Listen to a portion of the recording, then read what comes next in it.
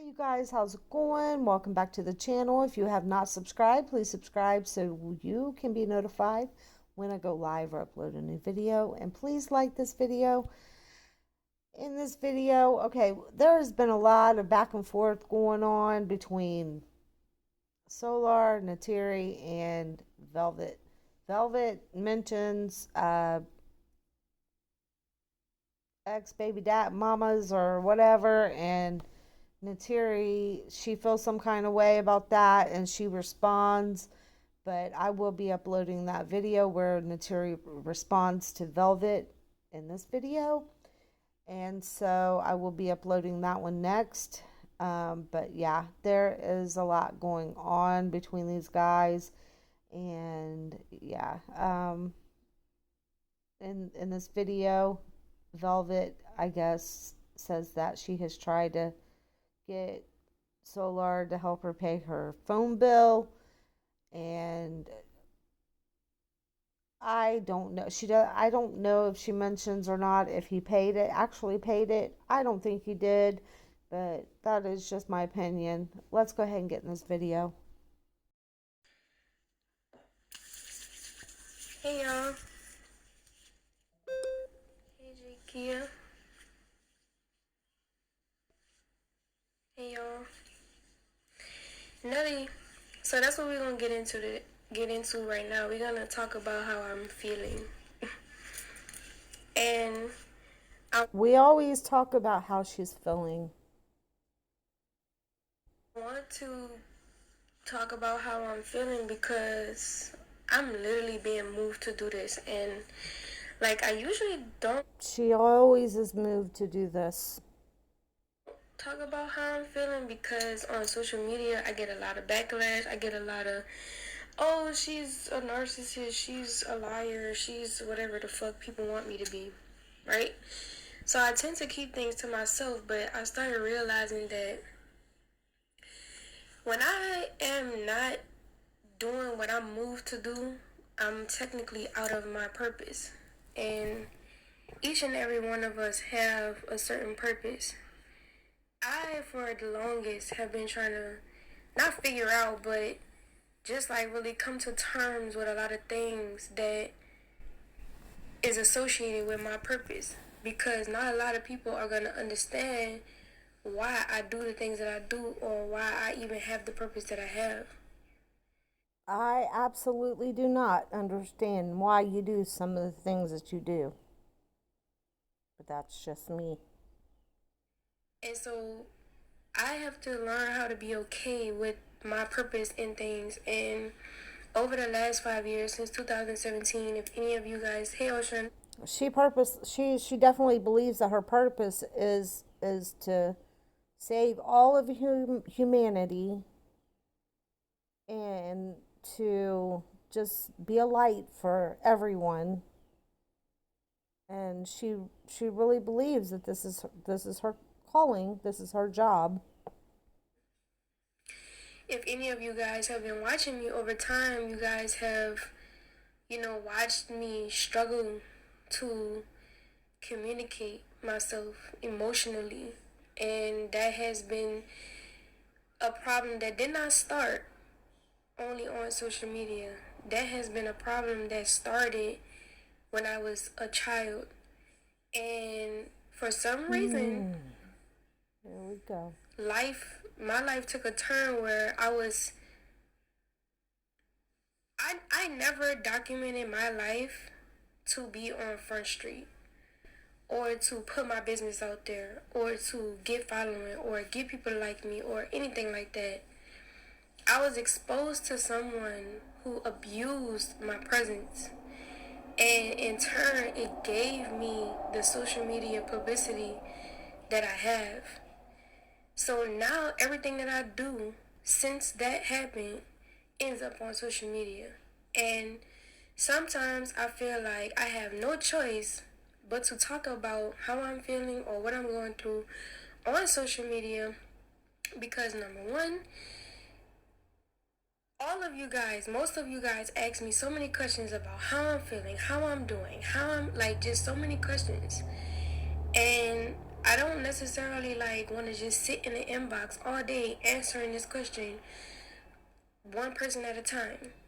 Then on top of that, there are so many people who are inspired by my strength or whatever I have to say regarding the matter, even if it might not be how they feel or what they're going through, they can relate or they can connect. And I feel like with those two being the main factors is a clear indication to me that it is a part of my purpose to be expressing myself emotionally on a very large scale. When I was a child, I really believe that if she would let go of some of these alleged narcissistic behaviors, perhaps there are a lot of people out there that she could help.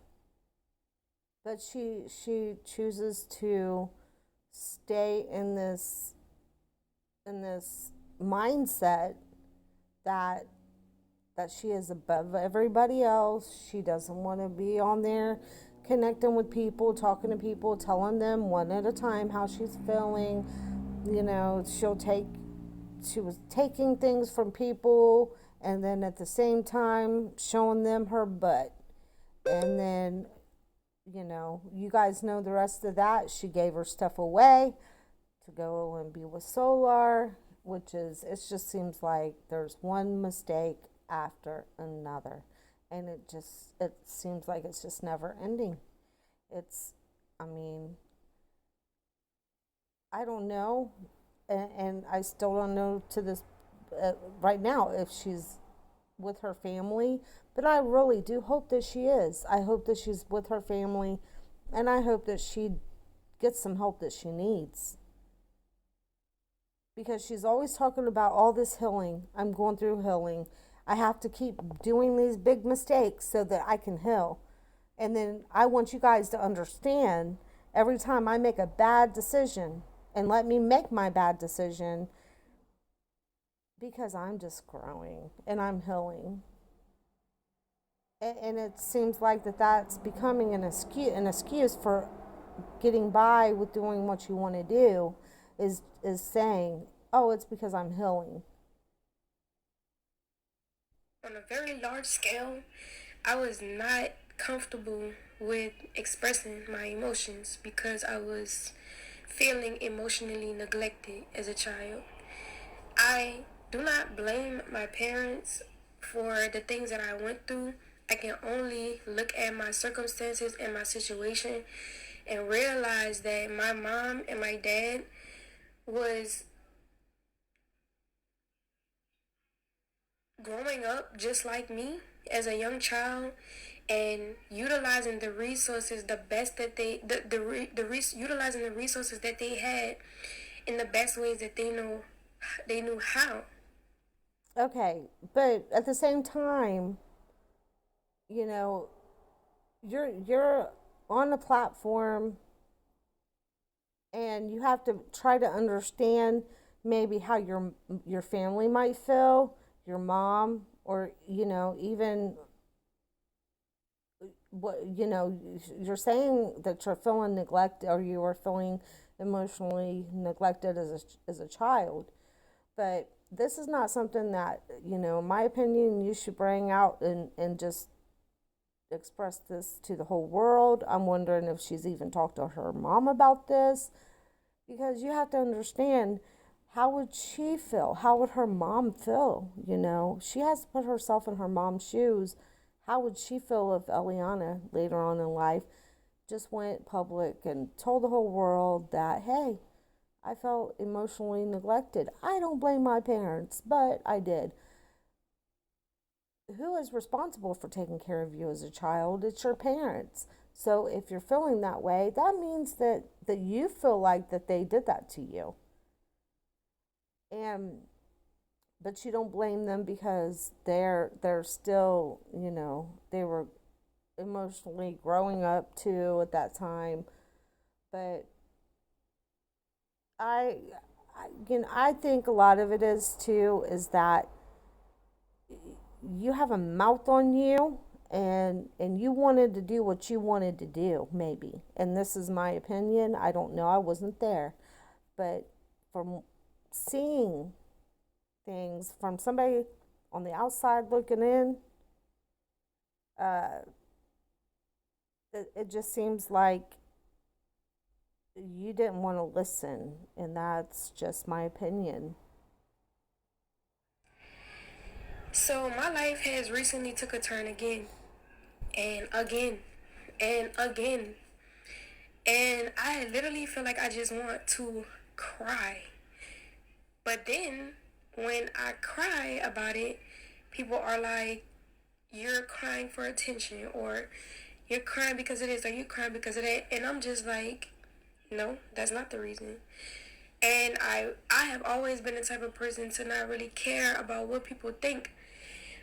But my thing is, I'm tired of being silenced, feeling like there are spirits, entities, whatever you want to call them, circumstances in my life that, like, there have been legitimate people come into my life to deliberately try to silence me for whatever reason. Whether it was because I attracted them because of my own inability to express myself emotionally, or a decision that they had just made on their own. But I'm in a portion in my life where I'm not going to stay silent about how I feel. Because if I keep resisting how I'm feeling, resisting how I truly feel about the matter, and not to keep emphasizing I, but not to exclude I, because every situation that I have ever gotten into, I have included you, we, us, them, they. Okay, but you give subliminal messages. You never really come out and tell us anything.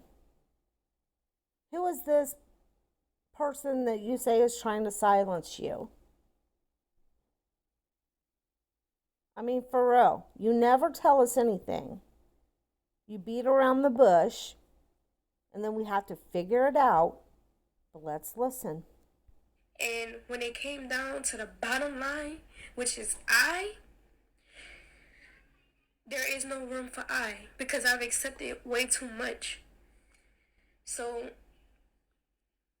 because I have went years of struggling trying to express myself emotionally, on top of social media and the hate that comes with it, everything that comes with it, I feel like I'm backed up against a wall, and I get to a point where I don't express anything.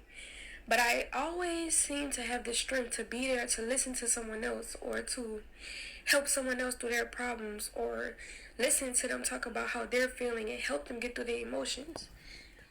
My emotions in turn has literally turned into a illness.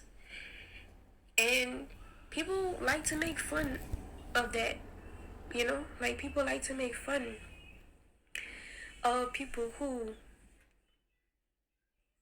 get illnesses from not being able to effectively and constructively deal with the things that lie internally within them. You guys obviously know that I'm pregnant, whatever. Um, this situation has been by far the most hurtful thing that, like, outside of Eliana's dad, like, I've tried not to find the tears to cry behind it. I've tried not to find, and I'm holding a lot back right now as we speak. But I've tried to find a lot of strength going through this, because a lot of people, be like, well, you made that decision, you caused this upon yourself, and like all these different things. But my thing in my life is, I'm not gonna beat myself up and judge myself for being a loving person, for wanting to see the best come out of all situations, any situation, every situation. what other people think about me, how other people feel about me, what other perception other people have about me, that's their opinion. That's their truth. I'm not here to take it away from them, and I'm damn sure not here to justify why they feel the way that they feel. But my thing is, I'm not gonna continue to stay in someone's life or continue to be someone's friend who ultimately don't see the same vision that I see for the collective, which is to heal, prosper, be great. And it through all of the years of me being on social media, it really fucking grinds my gears that But what is it that you want to prosper in? I mean, anything that you had gotten from the people who your followers, they you just gave your stuff away. You thought so little of the things that people gave you that you gave it away. So you obviously are not trying to prosper. whatever decision that I have made or whatever I've endured or experienced, I've always wanted the best for every single person. I've expressed that. I've said that. I've carried out actions. And it's like, it all is like unrecognized. It's all just like, she's evil. She's a devil. She's a demon. She's a homewrecker. She's this. She's that. She's a whore. She's a this. She's a that. She's a that. And I'm just like,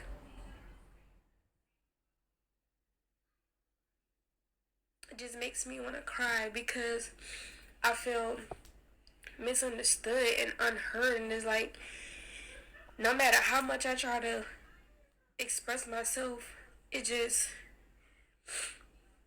I don't know. I said all that to say this.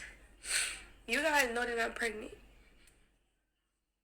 When I want to tie this to my point, right? When you're going through things in life and you start getting illnesses, it's because of something you're not addressing internally. So, in order to understand the root of your illness, you have to go to the root of what you're not dealing with to be able to acknowledge it effectively, wholeheartedly, be able to express it and get through it to be able to properly heal from it. My thing is, just recently, I went to the doctor. But before I went to the doctor, right? Well, I'm gonna tell you what happened, right? I have developed illness. I believe I developed the illness because of my lack of acknowledging what I have going on emotionally. So I went to the doctor the other day, and during pregnancy, they make you take a glucose test. I'm going to the doctor because the way that I want to have my children, I can't have my children because of the fathers. And I have to find support in another way. I have to take care of myself in another way. So I went to the doctor. I failed my glucose test. Point blank period. I never failed the glucose test before. As you guys know, um, over the years, I've been vegan. I've been a holistic eater, but it's always been along the healthier lines. As you guys have seen, I'm about 28 weeks pregnant right now, and I'm only 140 something pounds, right? And the nurse called me and she said, you have to come back in so that we can do um an extensive glucose test to make sure that you don't have gestational diabetes.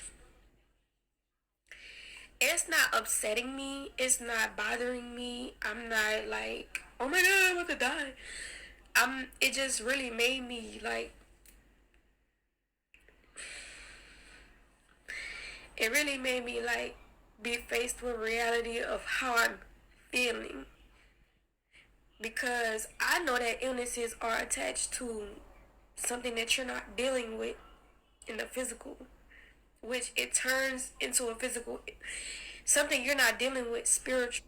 I think what she's trying to say is that, and I hope this is what she's trying to say, is that when you're dealing with a lot of stress, I I believe, in my opinion, I think that it can cause illness. I think that if you're under a great amount of stress all the time, it can bring on some illness. It can make you sick, and that's just my opinion. That is just my opinion, but I think that's what she's trying to say here.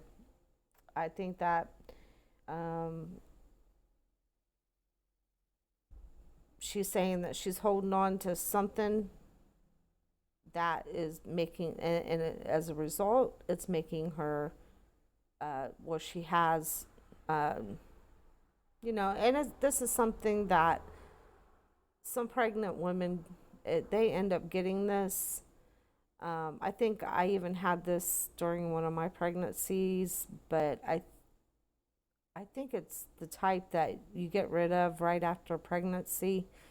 But as far as her saying that because of the fathers, that she can't have her children a certain way, I don't know what she's talking about there. I think she's trying to throw subliminal messages without even fully telling us everything. That's what I think. I think she's telling us what she wants us to know, but then there's more to the story, in my opinion. So that spiritual thing manifests itself in the physical so that you can be shown and be um, alarmed by it, so that you can take notice and fix it and heal it. So when I went back today or whatever, and it's funny because I'm wearing the same dress that. Anyway, I went into the office today or whatever to take the test, and she was like, "You're not gonna be able to do it today because it's a time limit. The blood person is not gonna be able to come pick up your blood work in time to do the test." So she was like, "You gotta come back," and I was like, "Okay, that's fine. I'm not worried or anything like that." So then when I got home, it dawned on me, and I had a conversation that was like really not triggering, but it really dug deep into the my childhood. And so when I started like unraveling some of these things, it just like put me in a space where I had no other choice but to think about how can my body even develop diabetes? What is that? I never studied it before. Never like understood it or anything like that from someone else's perspective who had it. And it's a history of it in my family. And I'm like, okay, so when me and this individual was having a conversation and it triggered some of my, childhood wounds, I realized that the meaning behind diabetes, whether it's gestational type A or type 2, is the fact that people who develop diabetes are people who neglect their emotional body. They're not able to process love. They're not able to accept it. They're not able to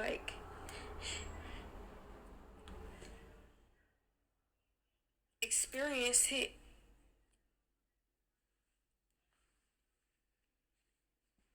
to a certain degree because of the fact that when you have diabetes, if anybody didn't know, when you have diabetes, it's the body in a state of lack. You're not able to produce enough insulin from your pancreas to be released into the bloodstream to accept the, the sugar that comes from the food that you intake and convert it into energy. So common symptoms of diabetes is fatigue because you're not able to utilize energy properly. It affects your heart.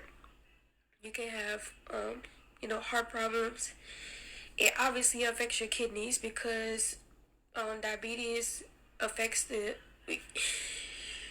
when you are not in producing enough insulin, your body needs a way to expel the excess sugar that your body is accumulating. So it comes through the pee, which is being filtered through the kidney. So you use the bathroom a lot. It's excessive, even if it's like not, even if it's just a little. It's just really excessive. Your urination that happens when you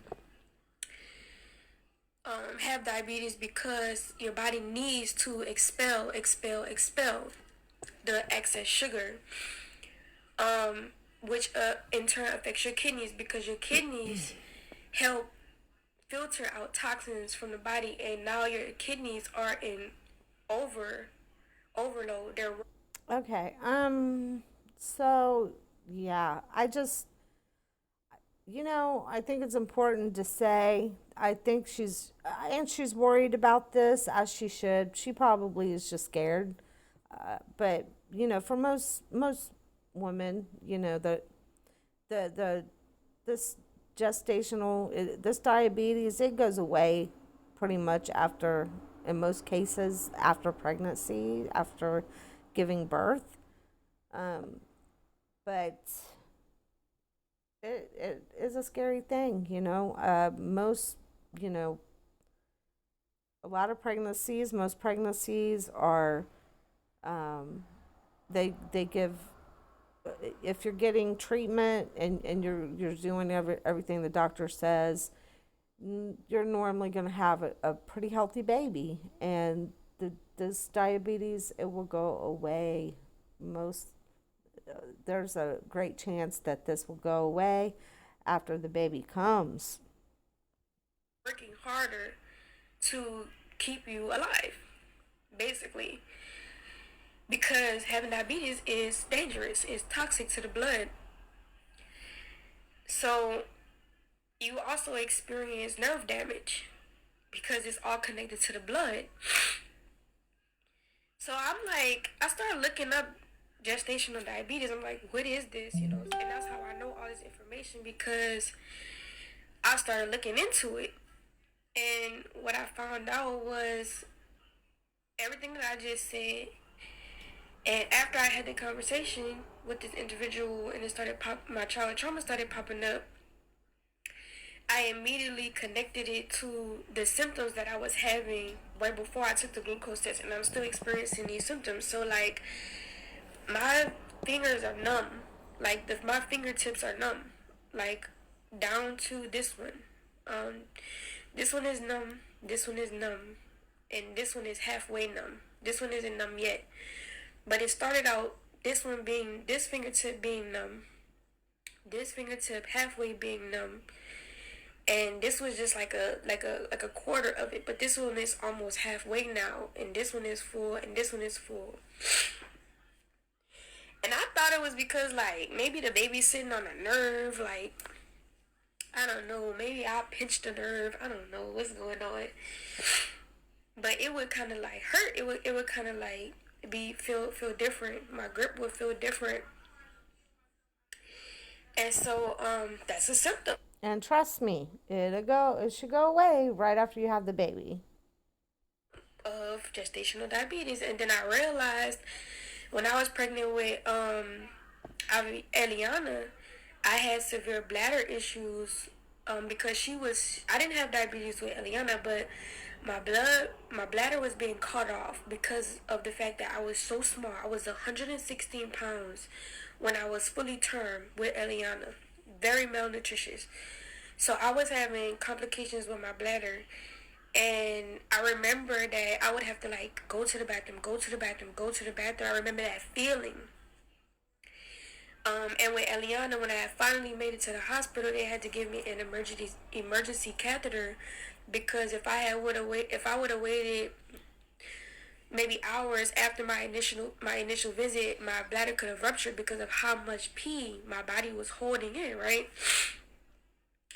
And so, moving forward into this pregnancy, because I had remembered what I had experienced with Eliana, after I started looking up the symptoms of gestational diabetes, because I remember I started not complaining, but I started to notice how much I was going to the bathroom.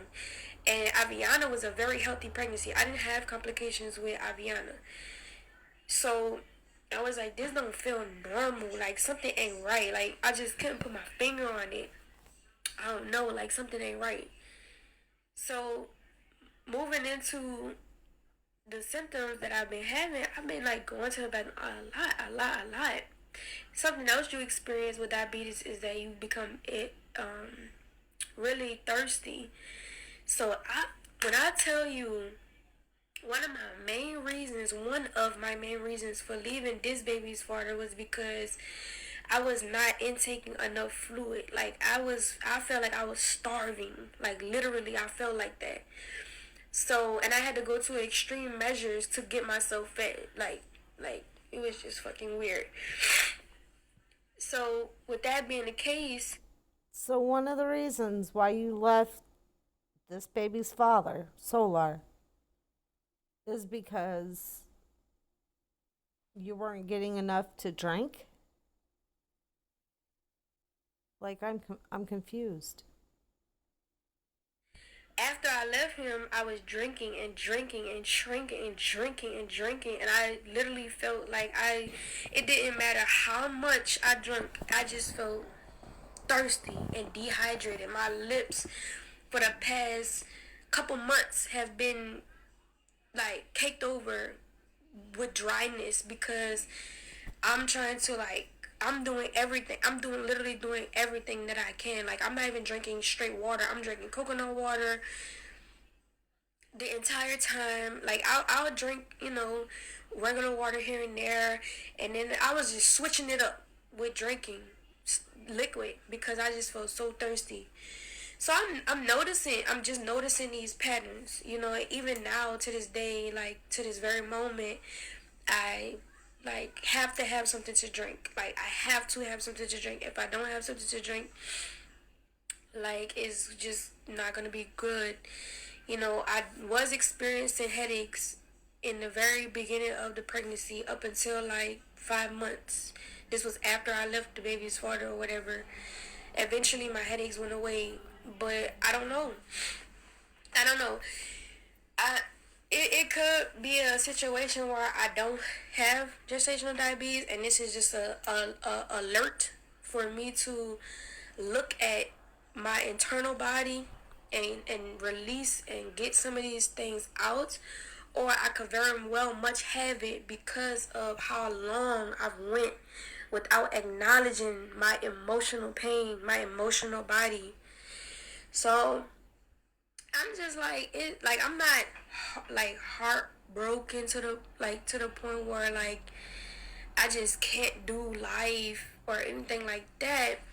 But it is significant to me is the point. And the reason why I'm sharing it with you guys is because you guys might be going through things and you don't understand why you're going through it. You might be a person that pray every single day and you still experience like, why would God put me through this illness? Like you might be going through whatever in life, but I'm here to tell you like sometimes things happen in our lives to get our attention, whether it's real or it's fake or it's a false alarm or it's actually an alarm, whatever it is, life is trying to get our attention through our bodies, through our diets, through everything in life, through our children, through the experiences we go through. Like, so we just have to start being more aware of the signs that we're seeing in our lives to align with who we are authentically, unapologetically, and become one with ourselves and love ourselves so much to the point where we're not developing illnesses anymore because of our own self neglect. And it just is what it is. Like for me personally, when I started looking up what just I agree, I can agree with that. It's very important to take care of your health, um, and to just, you know, just, just try to take care of your health. I mean, your health is everything. Once it's gone, it's gone. And there's nothing, that you can do. So, yeah, it's very important. Take care of your health. Don't stress. Don't have too much stress, because stress is not good. A lot of stress will eat at you. like with gestational, because I look at things in a spiritual way. So when I looked up what it was on a spiritual note, I was like, this it. Like I could sit here and read it to you, but that's just gonna be too much.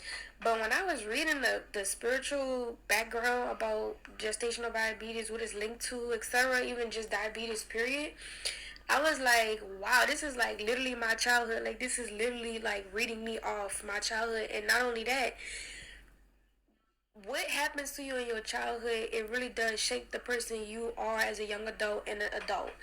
So you make decisions from your childhood, and a lot of the decisions that I've made came from my childhood. And the people I've attracted came from, how I visioned myself, as a person, and my lack thereof of acknowledging myself as a person, rather, or just as myself, period, and totally accepting myself. I've attracted people who have inflicted or reopened or just added to my childhood wounds. And for years, I've been actively and progressively working on healing these aspects of me to the point where I'm just in a space where if I'm loving myself and if I gotta be around. No, I don't. This is not something I'm going to agree with. You cannot continue to blame every poor decision that you make on things that have happened in your childhood. You can't. You cannot do that. There are some horrific things that have happened to me in my childhood, and it goes far beyond parental neglect, emotional neglect. Okay, and I can tell you that you every choice that you make in life is a choice that you make. And in your childhood, for me, and I can speak for myself, it had nothing, any choices I've made, whether they be poor ones, good ones, I couldn't sit there and say, well, I want to continue to make these mistakes because I'm allowed to do that because of my childhood traumas. I mean, it's like giving yourself an excuse to continue to in that pattern. Around you at any rate, and that causes me to have to neglect myself, I'm not going to be around you. And then when the tables turn, these people are back on my phone line begging me to come back, coming back to be in my life, or just to be around me in whatever way that they feel is beneficial for them. But I still have to neglect myself. Like I'm tired of going through that. Like I'm and And I've been saying that. Um, Solar has been going online. He's been talking about, it's been nothing but about velvet, velvet, velvet. And I'm gonna upload that video so you guys can see for yourself. But he wants her back so bad. But it didn't work out because when you have two narcissists together, they're not going to work out because he wants all her attention on him. Everything has to be about Solar. And Velvet, she's all about herself. And just like she said, she's not going to neglect herself. She's not going to give of herself in a relationship. It's all about her. And that's in any relationship, you have to, it's no longer about yourself. It's about, two people now. And it's not just about one person. But then you got two narcissists that are, they just cannot survive together. And I knew that this wasn't going to work out. This is maybe the reason why it was brought to my attention about just having gestational diabetes. Like, I have to be okay with how I feel, whether people like it or not, whether people accept it or not. Like, it's not for you to understand. It's not for you to accept. It's not for you to become one with. It's for me to accept. It's for me to become one with. And I feel hurt by Eliana's father, how that all transpired, like the backlash that it's caused in my life. I've lost relationships because of it. I've destroyed relationships because of that relationship. Like, it was a lot of stuff that happened that I literally have no control over at this point, but to allow time to pass so that things can heal. And yet, still to this day, there's a 5-year protection order against him. And it's to the point where Eliana won't ever be able to meet her dad, see her dad, interact with her dad ever again in her life because of the dynamic of the relationship. And that hurts, like, a lot. Not for me per se, but like a butterfly shows up in my windowsill, an orange butterfly. I think that is not the solar plexus, the sacral chakra. Interesting. So yeah, there's a lot of things that hurt me when it comes to me thinking about my child and what she's gonna have to experience. And then he's a fucking narcissist, abusive person. So of course he always tries to make me and other people think that, like, he's God and he's the end all be all, and like that's just toxic for the child. I just don't understand how he wouldn't see that himself. But when you're so full of yourself and you're so full of the pain, hurt, and trauma that someone may have inflicted on you, you're not able to give love from. But you go around calling yourself a goddess, an empress, a goddess, and queen, and you don't think that might be a little weird calling yourself that? A nature boy, grant you, he does think of himself as a god. He knows he's not a god, but he it's not going to stop him from calling himself a god. But you do the same thing. You call yourself a goddess. I mean, I think that, you say that you wish he would just see what he's doing is wrong or whatever, but you have to open your eyes too and see that, that you're not a goddess. You're just a human being. And so, let's move on with this. A pure place to anybody, not even your children. And I don't want to ever become that person. I don't want to become that woman who can't acknowledge her pain and not be able to continue to give love, because I don't know. I just feel like I'm a very loving person and I will give you a chance. I will see the potential in you. I will support you. I will uplift you. I will do all of that. But when it comes to me neglecting who I am and not loving myself in exchange for me loving you, that's when it becomes me drawing the line. Even sacrificing relationships with the fathers of my children, because it's for the betterment of everybody. I'm not only making decisions for the betterment of me or the betterment of them or whatever. I'm making the best decisions for everybody involved. And no, not all of my decisions have been accurate or healthy. But what I can say is that the decisions that I have made up until this point and where I'm sitting right now has benefited me in aiding my self growth, my healing. Here we go. See? She's saying, all those bad choices I made, it's okay. I'm healing. That's all we hear from her. Leave me alone. Let me do what I want to do. Let me go out here and be with who I want to be with. Let me do what I want to do. Let me say what I want to say. Let me take what I want to take.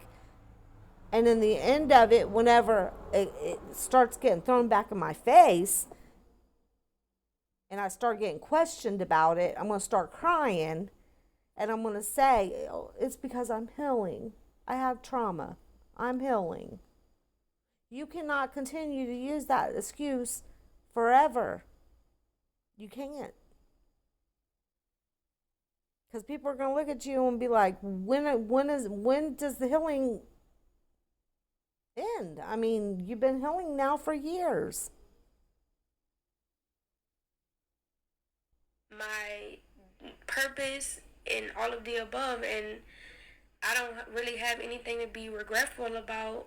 It's just that I do still hurt from the fathers, because when I got into relationships with each and every one of my children's father, I gave my all.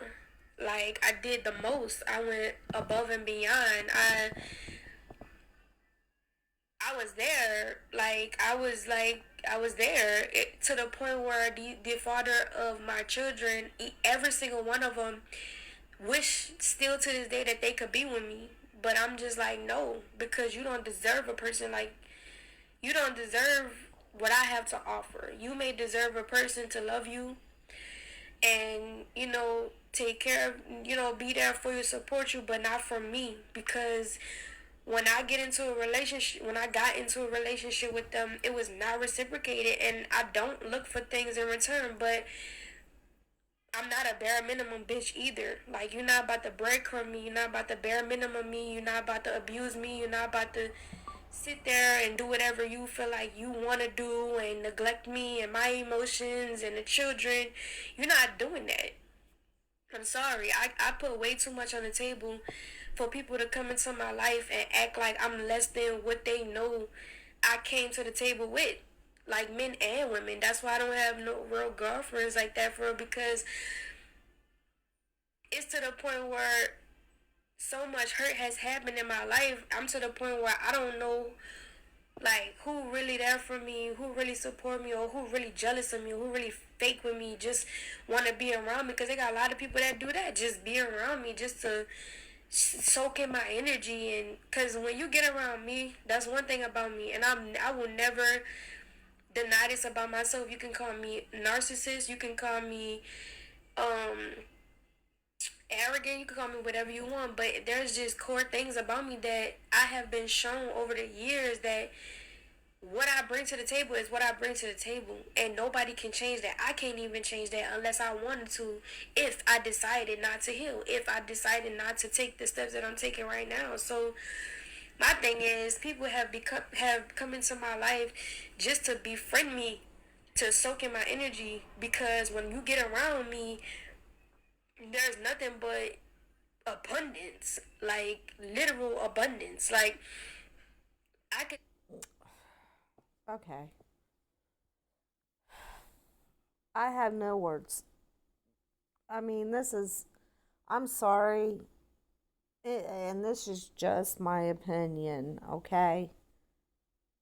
But in my opinion, this is right here narcissism, okay? When they get around me, they see have nothing but abundance.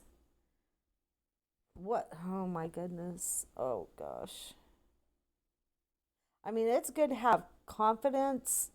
I think every woman should have confidence. Every woman should see their beauty and what they have to offer. But oh my goodness, the things that she says, oh goodness. Mm. I think it goes 50 steps above. tell you stories on stories on stories on stories on stories about what people gained from me in their lives and how they're changed, and so much so, like I said, these people are calling my phone begging to still be friends with me.